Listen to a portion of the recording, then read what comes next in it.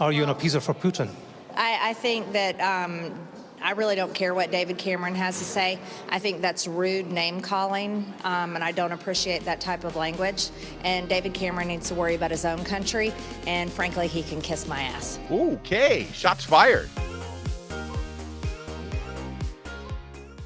Check out Representative Marjorie Taylor Greene in Congress. She was asked specifically about David Cameron, Lord Cameron, by the way.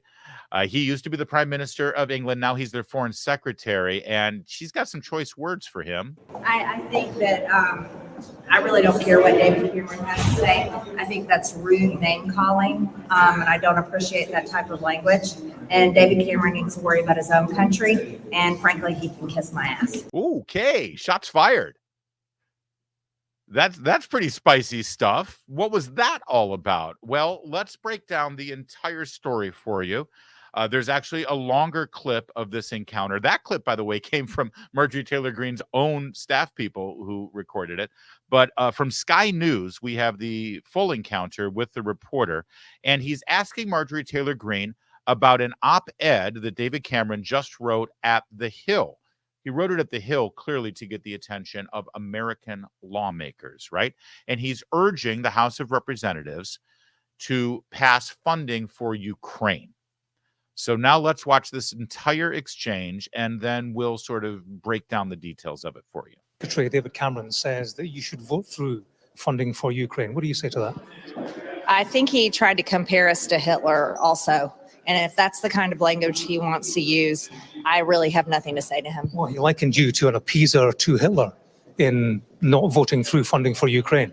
Are you an appeaser for Putin? I think that I really don't care what David Cameron has to say. I think that's rude name calling, and I don't appreciate that type of language. And David Cameron needs to worry about his own country, and frankly, he can kiss my ass. But do you think Putin's the good guy in all this? Do you think Putin's the good guy and all? You love how that's how the British press frames this stuff, and frankly, the American press too.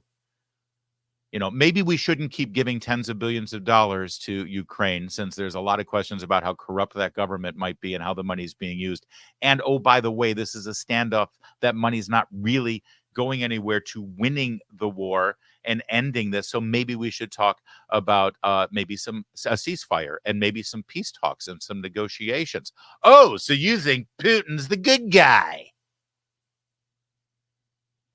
That's how our conversation goes right now about this. It's outrageous and it's unrealistic. Now, you heard there Marjorie Taylor Greene, and to be fair, she erroneously said, I think he compared us to Hitler. And the reporter corrected her. It's not quite that bad.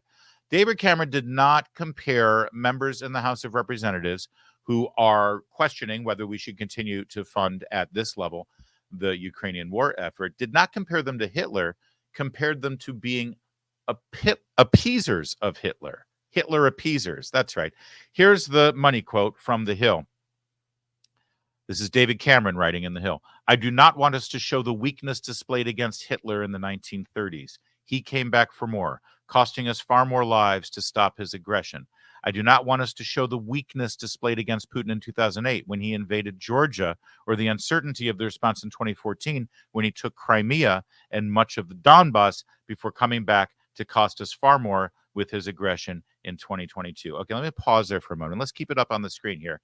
We're going to go backwards in time while we analyze exactly what he's saying. Because if you're not paying attention to world affairs, if you're not paying attention to recent history, let alone history from almost 100 years ago, you might not miss exactly what he's saying here. Let's start with 2020. Well, stop with, we know what happened in 2022. That's what we're in the middle of right now. The uncertainty of the response in 2014 when he took Crimea and much of the Donbass. Who was president in 2014? It was Barack Obama. Just 2 years before that, in 2012, when Barack Obama was running for re-election, Mitt Romney at the debate said that the biggest existential threat right now to world peace is Vladimir Putin and Russia. And do you remember Barack Obama mocked him, made fun of him, said, Governor Romney, The 80s are calling. They want their foreign policy back. Remember, and he was celebrated by the media. He was celebrated by the left. He was celebrated by the likes of Tony Blair and David Cameron, saying, that's right, Obama's so cool. He's not back there in the 80s like stuffy Mitt Romney, who's worried about Vladimir Putin and Russia. Ha! You're such an old fogey. Come on, man. Obama's cool. He knows who the real thing, right? You remember that? I remember it. I remember it in detail. Mr. Cameron, where were you in 2014 when Crimea was invaded? By the way, 2014, they invaded Crimea. 2022, Putin came back into Ukraine. Between 2014 and 2022, there was a different president, right? Specifically from 2017 to 2021, when nothing happened. That was Donald Trump who was president. And again, Mr. Cameron, where were you? How supportive were you of Donald Trump? Were you? Or were you joining your friends over there in the EU and Europe and the left, mocking him and making fun of him? The only effective president in this entire recent political scenario is, in fact, Donald Trump, when Putin and Russia did nothing. Going backwards, the weakness displayed against Putin in 2008, well, that was when George Bush was president and was during a presidential election year. Barack Obama didn't have much to say about it. In fact, he brought in Joe Biden to be his vice president because Joe Biden liked to talk tough about Putin and, in fact, did nothing about Putin. But then let's go back to the 30s. This passive language here is really something to behold. I do not want us to show the weakness displayed against Hitler in the 1930s. This is a former prime minister of the United Kingdom and now the current foreign secretary of the United Kingdom talking about the weakness displayed against Hitler in the 1930s. And if you didn't know history, you would think that he's referring to America's weakness against Hitler in the 1930s, right?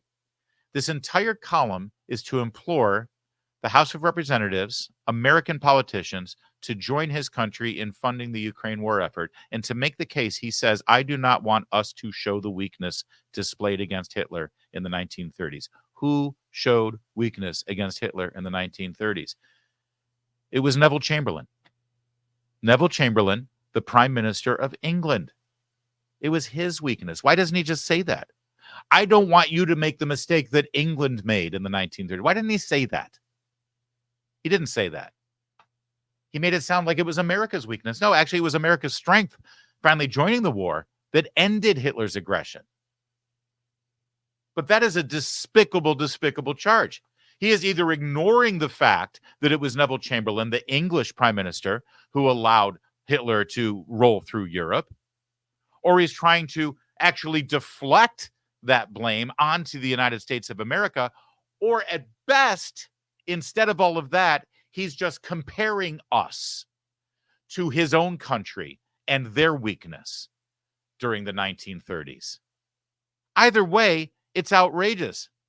And everybody's saying, oh, Marjorie Taylor Greene, that's so wrong and that's so rude. How dare you tell Cameron to kiss your ass? What kind of diplomat are you?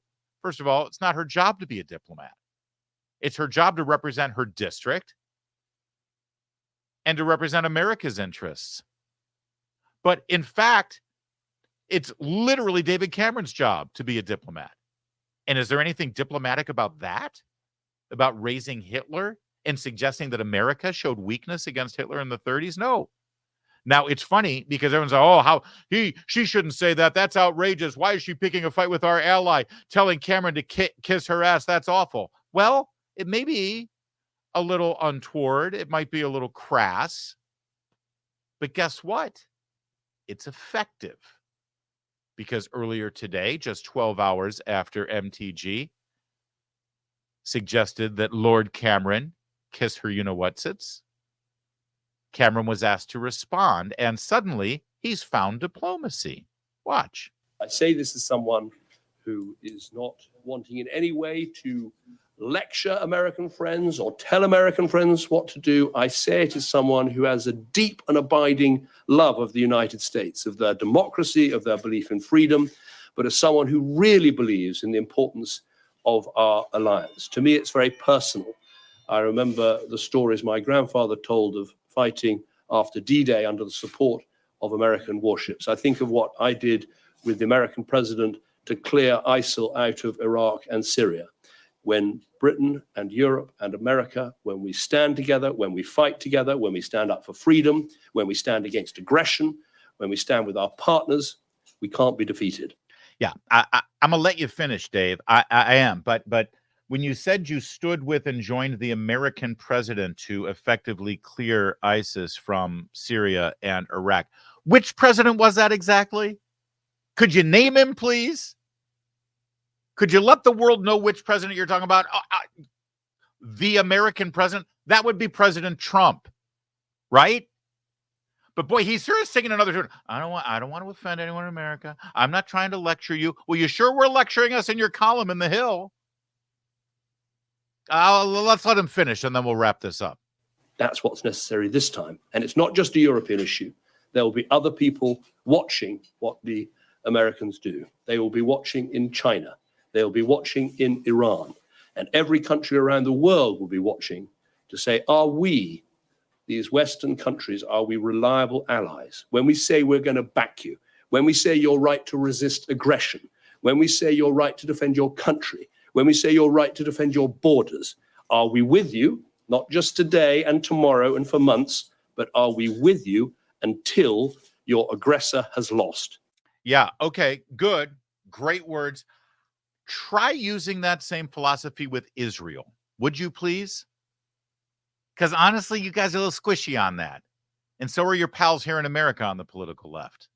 Because everything you just said about Ukraine defending themselves against their aggressor, you're not so strong when it comes to Israel. What's the difference there? I wonder. But I'm glad that he's found diplomacy. I'm glad that he kind of is not apologizing, but certainly rephrasing and further explaining the intent of the article that he wrote and about how he certainly isn't trying to lecture America and his good friends and partners, the Americans, on what they should be doing. It's great. It's nice to see a little contrition here. And ask yourself something. Do you think you would have seen this if Congresswoman Marjorie Taylor Greene had not suggested that Lord Cameron bend over and kiss her? I guess we don't really need that image, do we?